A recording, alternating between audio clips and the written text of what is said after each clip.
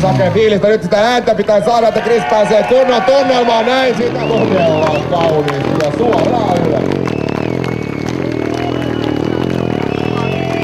Aika kun pyörittää, siellä on käsi eturenkaan keskiössä.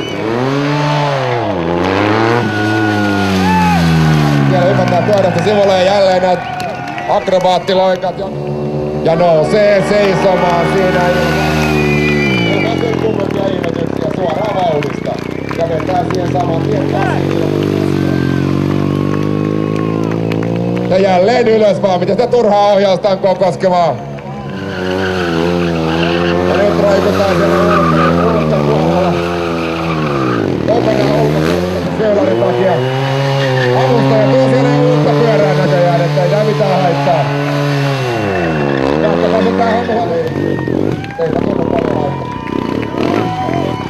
Älä vaan täysillä. Todella kylmäämään tuolla suoran päässä, mutta jännästi mies hoitaa homma. Nyt tullaan tuomariston luo siinä Endo. Pysäytetään. Ohi!